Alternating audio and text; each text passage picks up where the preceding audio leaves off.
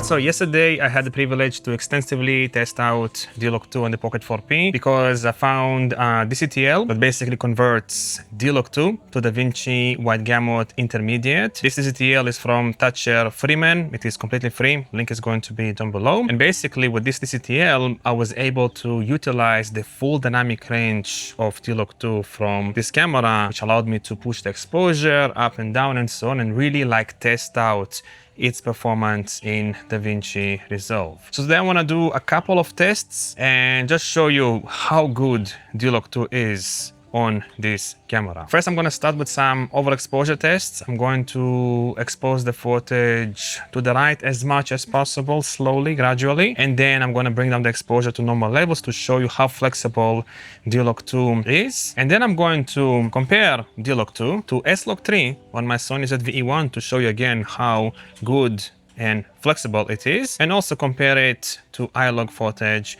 on the Luna Ultra. And by the way, I'm gonna do everything with manual exposure to push these cameras to their absolute limits. And also, I am going to slightly color grade the footage. I'm going to adjust the exposure, maybe also the white balance of the footage from this camera, from my Sony camera, and also this 360 camera. And I'm only going to use ISO 1600 on the Pocket 4P because according to smarter people than me, that's the best ISO to use if you want to achieve the widest dynamic range performance from this camera. All right, so first of all, let's start with like some baseline. So basically I exposed myself now until I saw plus 0.0 on the screen of the camera. This is basically how you would accurately expose D-Log2 on this camera, at least according to DJI. Although this scene is kind of contrasty on purpose. I have like a lot of shadows in here and also some highlights here in the background, but honestly I would avoid exposing D-Log2 footage like this because, as you can see in the shadow area of the frame, there is going to be like a lot of noise which I will have to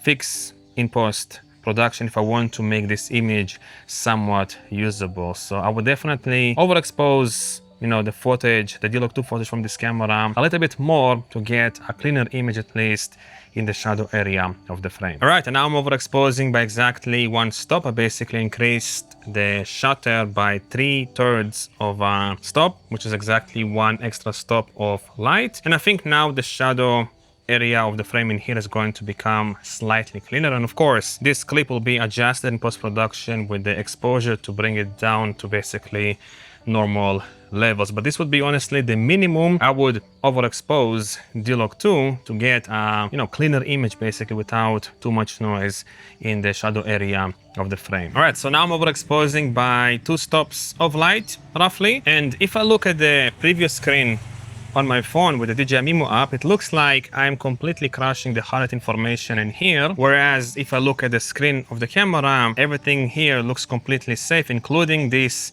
3 in here in the middle, which I cannot really see on the previous screen of the camera. And the reason I can see all the information clearly on the camera screen is because I'm not really using the color recovery LUT, because from my experience with this camera, although it is pretty short, the color recovery LUT is not really that accurate representing the exposure from D-Log2. So it would look completely crashed on the screen if you're going to use the color recovery LUT, but if you're going to disable it, everything is going to look completely fine, even in like super bright areas of the frame, like in here. All right, so now I am overexposing by 3 stops of light, and I can still see the highlights in here perfectly clearly without any issues on the camera's screen. Of course, on my phone, everything looks completely crashed in the highlight area of the frame. And I think with this, I'm gonna get super clean shadows in this frame because I'm basically exposing brighter than necessary and then bringing down the exposure in post-production, which will almost completely eliminate all noise in the shadows. All right, so this is now crazy territory. Honestly, I am overexposing by 4 stops of light, and it looks like I am crushing some highlight information in here, but the 3 in here is still visible perfectly fine. And also the shadow area of the frame is completely clean, at least by looking at the camera's screen. But again, if I look at the phone's screen with the DJI Mimo app, everything looks completely crashed, including my skin tone. So again, do not trust this previous screen and also the color recovery LUT on the screen of the camera. All right, and this is even more insane territory, plus 5 stops of overexposure. I think all the highlight information in here is gone, but again, all the shadow information in here is still it looks completely fine on the screen of the camera, even though on the screen of the phone, everything looks completely crashed. I'm sure I will be able to recover all of this information in the shadows, but I'm not really sure if I will be able to recover the information here in the highlights, basically. All right, and now I am overexposing by 6 stops, which is crazy. And I can still see my skin perfectly fine, all the shadow detail in here totally fine, but I think the highlights in here are completely gone, at least from what I could see on the camera's screen. If I would be able to recover this in post-production, the highlights in here, I would be super impressed with this camera, honestly. And I think this is as far as I'm gonna go with the overexposing. And now let me switch to my Sony ZV-E1 and compare it to the DJI Pocket 4P when it comes to like dynamic range performance. All right, so this is the Sony ZV-E1 with S-Log3.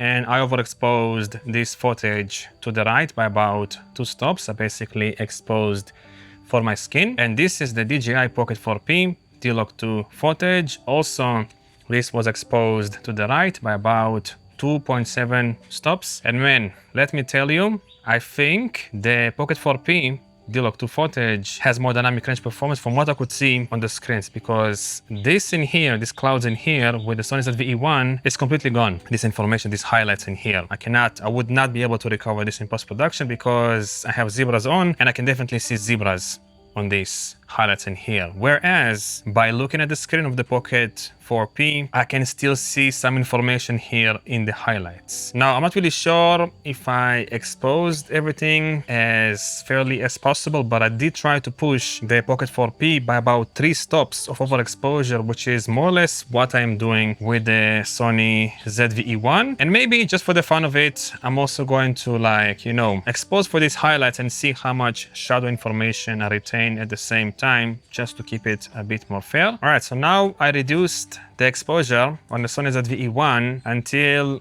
I removed all the zebras here in the highlights, but I'm still overexposing with the Pocket 4P by about 2 stops, I would say. I think the information here in the highlights is going to be completely clean, and also I think I'll be able to see everything here in the shadows at the same time. Whereas everything on the Sony ZV-E1 looks significantly darker than what I could see on the Pocket 4P, but of course I will have to process these clips in post-production to really see if there is a significant difference. All right, so now here is a comparison between the D-Log2 footage from the Pocket 4P to the iLog footage from the Luna Ultra. I exposed both of these manually, of course, and I overexposed actually by about 2.3 stops on both cameras to see, how much you can basically push with the Luna Ultra. And honestly, if I look at the screen of the Luna Ultra, this information in here, these highlights are completely crashed. But of course, I will have to look at the computer, at the footage basically to see if that's really the case. Whereas with the Pocket 4P, I can see all the cloud details in here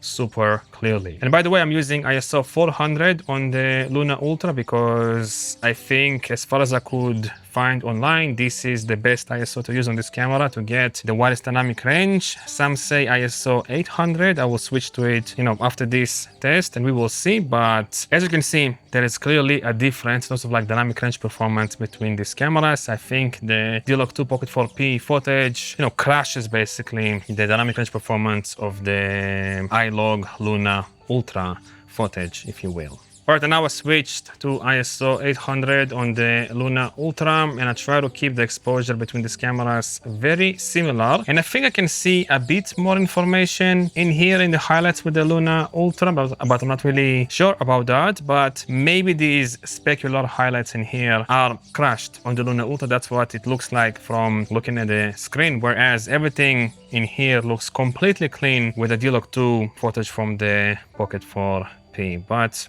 let's see which one is going to be better in post-production, basically. All right, so now let's get into DaVinci Resolve so I can really show you how flexible D-Log2 is, because it is actually crazy in my personal opinion. So first of all, let's get to the project settings. I'm using DaVinci Wide Gamut Intermediate for the timeline color space and Rec 709 Scene for the output color space because I'm using a MacBook computer. And then here is my basic node tree. I have an IDT and then a DRT or an ODT. And for the IDT, I'm using the Thatcher Freeman D-Log2 to DaVinci Wide Gamut Intermediate DCTL, which basically converts D-Log2 to DaVinci Wide Gamut Intermediate. And then in here, the DRT takes me from DaVinci Wide Gamut Intermediate to Rec 709 Gamma 2.4. I'm using a costume DRT, which is completely free, by the way. Link is going to be down below. And I'm using it because I prefer how it looks like, but you can use a color space transform or a different DRT if you want to. In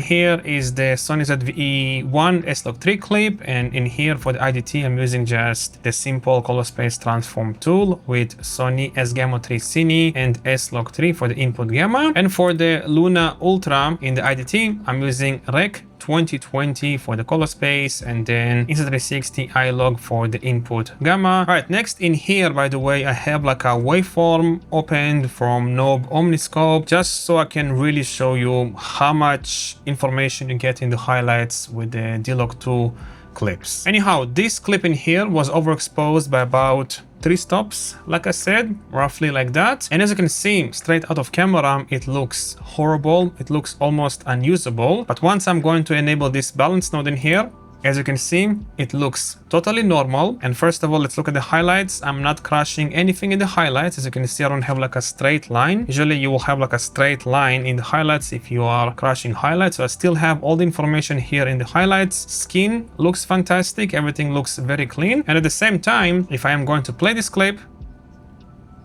I barely have, if any, noise in the shadows. Everything looks super clean, and I maintain the entire dynamic range basically of this scene in the highlights, in the shadows, everything, so I can, you know, create whatever I want basically in DaVinci Resolve. I can, you know, slightly reduce the highlights in here, increase the shadows and whatnot. And by the way, this balance node in here is just a simple DCTL from Pixel Tools. This allows me to basically do all color corrections in one node, like exposure, white balance, contrast, saturation, and so on. And as you can see, I had to reduce the exposure in here by about 2.5 stops. This slider in here represents roughly camera light stops, if you will. So I was almost correct saying that I overexposed this by about 3 stops basically. Anyhow, let's move on to the class 4 EV clip from D-Log2. And as you can see, it looks even worse. But once I'm going to enable this balance node in here, I can disable these highlights. I am still not crashing really anything in the highlights. I can still recover all of this if I want to. And then again, the shadows in here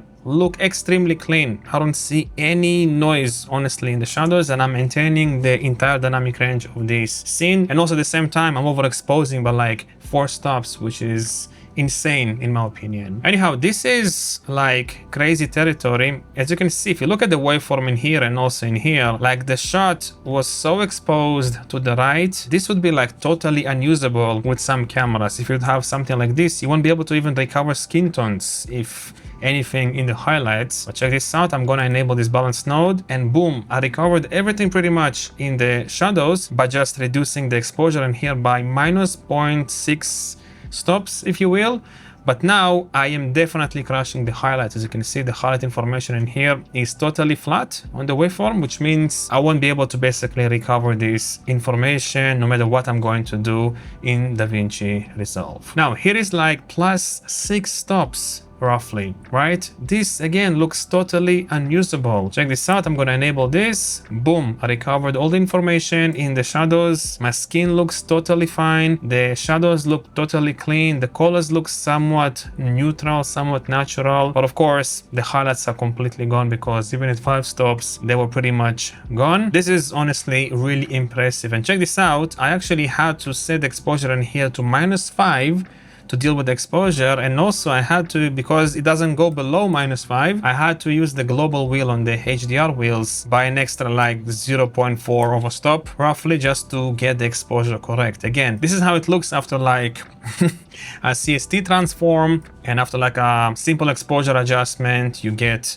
you know, this clean results. If I'm gonna play it back, it looks usable, totally usable to me. Yes, this is you know, I won't be able to recover this, but this is totally usable, although it is kind of like faded because it was so exposed to the light, but I can like increase the contrast a bit more to bring back some contrast and maybe increase the saturation, right? And boom.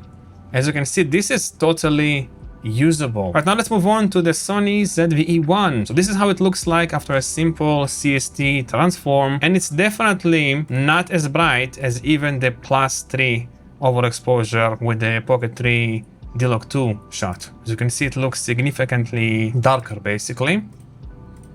But let me show you how it looks like after adjusting the exposure. This is like the same level more or less as the other clips, as you can see. I try to balance between them.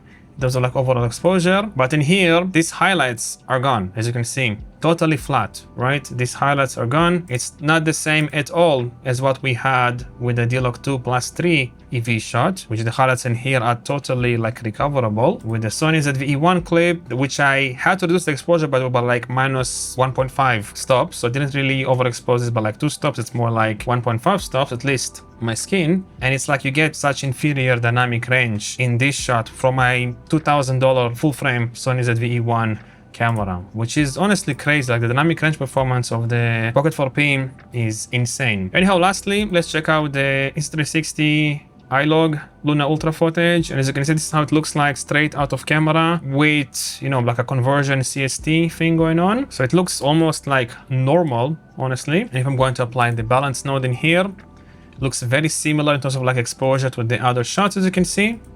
And I only had to reduce the exposure in here by like 1/7 of a stop. And you can definitely see that I'm crushing the highlights in here. But overall, honestly, the shot looks very clean in the shadows, considering I'm also using in here like ISO 800, which some people recommended to use if you want to get higher dynamic range from the Luna Ultra. So the shadows in here are relatively clean, just as clean honestly as on the Pocket 4P, but the dynamic range is not even close. Like here, information in the highlights is gone. Here, +4 stops of overexposure, I still maintain some information in the highlights, and I still maintain the same information in the shadows, which allows me to basically push this shot to wherever I want in DaVinci Resolve, in Final Cut Pro, Premiere Pro, or whatever you want basically. So honestly, I don't want to sound like a fanboy, but D-Log2 is truly impressive, honestly. I'm gonna really enjoy filming with this camera in D-Log2.